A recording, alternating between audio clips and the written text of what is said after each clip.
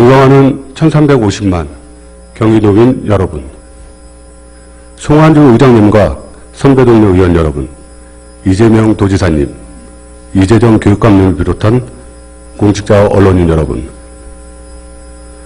안녕하십니까. 문화체육관광위원회 소속 더불어민주당 정무수석 부대표 김영석 의원입니다. 국제투명성기구에서는 매년 세계 국가별 부패 지수를 발표합니다. 국제투명성기구의 국가별 부패인식 지수에서 2018년도 역대 최고 점수를 받았다는 우리나라의 점수는 100점 만점에 57점, 180개국 중에 45위입니다. 반면 아시아에서 싱가포르와 홍콩이 오랜 기간 부패인식 지수 1, 2위를 기록하고 있는 이유는 이미 60년대, 70년대에 조직비리 전담기구를 창설하고 운영해왔기 때문입니다. 그런데 50여 년이 지난 2019년 대한민국에서 공수처 설치가 논란이 되고 있다는 자체가 본의원은 정말 안타깝습니다. 최근 대한민국을 뒤흔들고 있는 김학의, 장자연, 번일성 사건에 대해 온 국민은 분노하고 있습니다. 이 사건들은 공수처 설치가 왜 필요한지 여실히 보여주는 단적인 사례입니다. 국민들은 경찰과 검찰 두 권력기관에 비호 세력이 있는지 의혹을 품고 있고 권력형 비리는 발본색원되어야 한다고 생각하고 있습니다.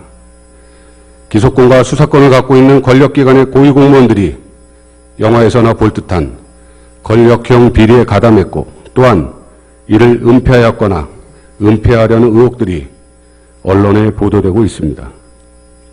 이제 공수처 설치는 반드시 이행되어야 할 시대적 과제가 되었습니다.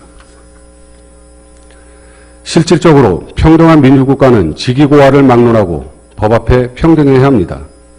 서민층은 처벌받고 권력과 부를 가진 고위층은 처벌받지 않는다면 유전무죄, 무전유죄의 불공정 사례가 난무한다면 모든 국민은 법 앞에 평등하다라는 우리 헌법 제11조에 위배됩니다.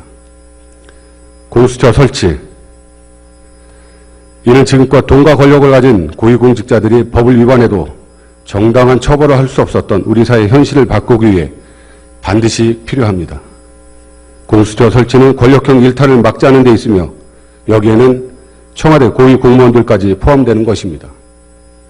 또한 지난 2012년 이명박 정부 때 공수처 설치의 필요성은 이미 논의된 바 있습니다.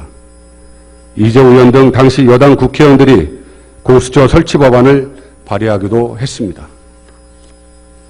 그러나 현재 국회 제1야당의 태도로 인해 공수처 설치가 어려움을 맞고 있습니다. 소수 특권층 비호, 부실 수사 및 은폐, 축소에 대한 진실규명과 엄중한 조치가 있어야 합니다. 최근 일부 정치권에서는 공수처 기소권을 검찰로 넘기자는 의견이 있습니다만 이는 공수처를 형식화시키는 결과를 초래할 것입니다. 공수처 설치는 정치적 거래의 대상이 될 수는 없습니다. 최근 여론조사에 따르면 공수처 설치는 국민의 83%가 찬성하고 있습니다. 아울러 청와대 국민청원은 30만 명을 넘어섰습니다. 공정하고 깨끗한 시대를 염원하는 국민들의 요구에 부응해야 합니다. 검찰은 그동안 고위공직자와 관련된 부정부패 사건이 발생할 때마다 수사 은폐 축소 의혹, 표적 수사 논란 등으로 인한 직무 수행의 공정성에 대한 시비가 끊이지 않았습니다.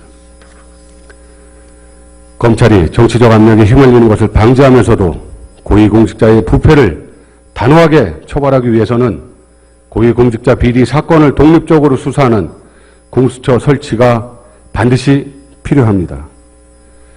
공수처 설치는 문재인 정부의 국정과제이자 검찰개혁을 위한 최우선 과제입니다.